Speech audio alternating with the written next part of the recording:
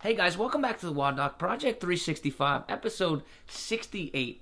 You know, when I first developed the WODdoc website, I described it as something that promotes technique, mobility, and nutrition. Well, it's day 68. Haven't really done enough nutrition for you guys. I apologize about that. Wanted to get on it, and here it is. The number one supplement that we always talk about in the gym, that we see all the time, that people probably have no damn clue what this is actually talking about or actually doing, is creatine. If I walk in the gym and ask people what creatine are, I'll probably get 10 different answers. So what I want to do is break it down really simple for you guys, not necessarily get into the complex physics of it or anything like that. But here's how it works. What exactly is creatine? Well, creatine itself is a combination of 3 amino acids. Now, guys, remember, amino acids are the building blocks of proteins. They're basically the bricks of the wall, if that's what you're going to think of. And we have glycine, arginine, and methionine, right? Basically, all you have to know is these are amino acids. They combine together, they form creatine. Now, creatine is found in foods naturally. It's found in foods that are rich in protein. So basically, your fishes, your red meats, that's where you're going to get your major source of creatine as you eat it naturally. Now, if we take manufactured creatine, what I mean by that is it's also manufactured and made in our bodies ourselves.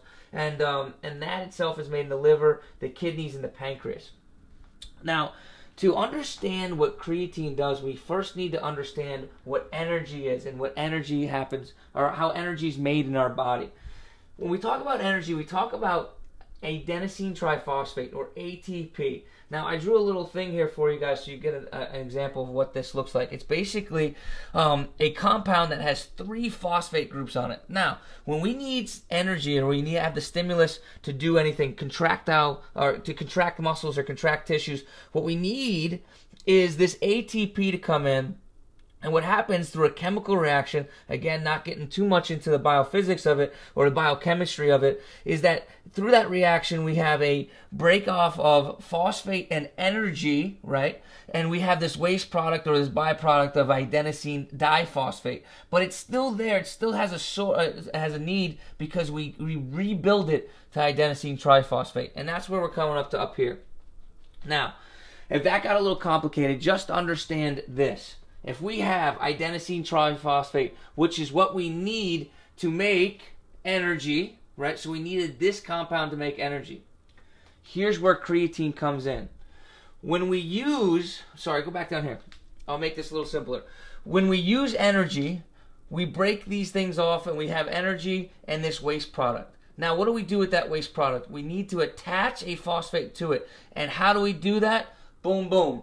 Creatine, right? Creatine is what we call a phosphate donor. It runs around and collects these phosphates that are floating around in the body, and it brings them to the adenosine diphosphate, right, to make more adenosine triphosphate.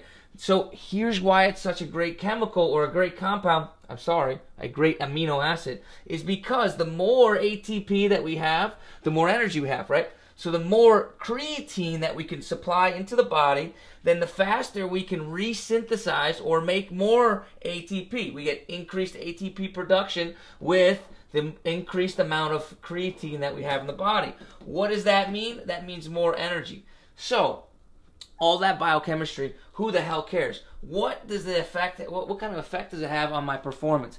And here's where the take-home points are. We know that creatine can help us make more energy, right? So if we can make more energy, we can push our bodies to that next rep, or sustain ourselves in a sprint for that next second, or do whatever activity we're trying to do, train just a little bit harder, right? And that potentially can improve our performance.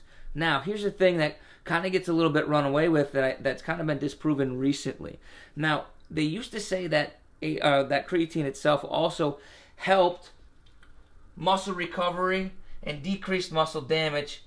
Therefore, we would get bigger, stronger, faster, quicker. That's actually kind of been disproven. There hasn't been any studies during strength exercises that the ingestion of creatine has, in fact, reduced any of those two things. So, guys, this is a quick overview of what creatine is. I really express to you, jump on my website today, watch this post, the full thing, or watch the full post, and get the additional content because it'll help you talk about, or help you understand a little bit more about supplementation, loading, and give you a little bit more of a visual. But until then, guys, you at least now have the basics of what creatine is, how creatine works, and hopefully we can use it as we need or correctly. And until then, guys, we're optimizing function to optimize performance.